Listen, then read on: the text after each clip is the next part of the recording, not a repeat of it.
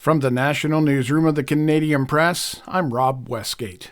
A number of residents in the Labrador community of Happy Valley Goose Bay have been evacuated due to an out-of-control fire that is burning its way toward an area containing explosive material.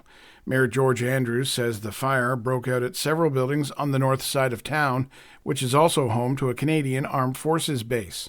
The Mounties released a statement asking locals to remain at least a kilometer away from the area, which can be described as from the end of the airport to the docks.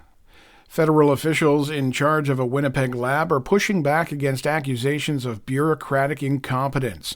The head of the Public Health Agency of Canada was testifying in front of a House of Commons committee that's probing Ottawa's handling of two fired researchers at the National Microbiology Laboratory.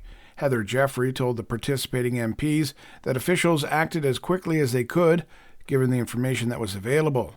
Documents tabled in Parliament earlier this year say the scientists played down their ties with Chinese government agencies before being fired in 2021. Now south of the border, where a man who set himself on fire outside the courthouse where former U.S. President Donald Trump is on trial has died. Officials with the New York City Police Department say the man was declared dead by staff at an area hospital early this morning. Just before the incident Friday, witnesses described the man as tossing about pamphlets espousing conspiracy theories before dousing himself with an accelerant and igniting the fuel. The U.S. House of Representatives is preparing to vote on a $95 billion foreign aid package for Ukraine, Israel, and other American allies. Congressional leaders are pushing aside opposition from hard-right conservatives to near the completion of a months-long, grueling effort to renew American support for repelling Russia's invasion of Ukraine. Senate Majority Leader Chuck Schumer said late last night the first procedural vote could come later today. The Senate would still need to approve the House bill in votes expected next week.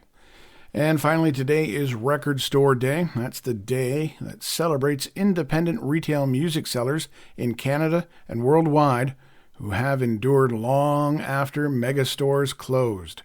The holiday was invented at a gathering of independent record store owners and employees way back in 2007. The Recording Industry Association of America said for 2023, revenues from vinyl records actually grew to $1.4 billion. That was the 17th consecutive year of growth. There were 387 planned releases announced for this year's Record Store Day. Canadian offerings on vinyl include Neil Young, The Box, The Nylons, Daniel Belanger, and of course, The Tragically Hip. This is the Canadian Press.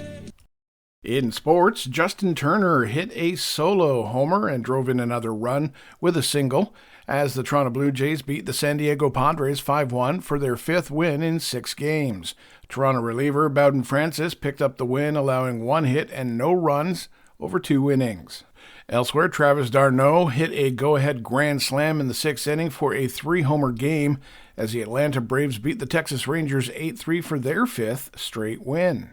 Meantime, Brandon Ingram scored 24 points, Jonas Valanciunas added 19 and 12 rebounds, as the New Orleans Pelicans booked a spot in the NBA playoffs with a 105-98 victory over the Sacramento Kings in a play-in tournament elimination game. And finally, Max Verstappen has continued his dominance in Formula One and took the first sprint race of the season, the prelude to the full-blown Chinese Grand Prix on Sunday. From the Canadian Press, I'm Rob Westgate. Thanks for listening. Don't forget to follow and subscribe. For more of today's top stories, visit thecanadianpressnews.ca.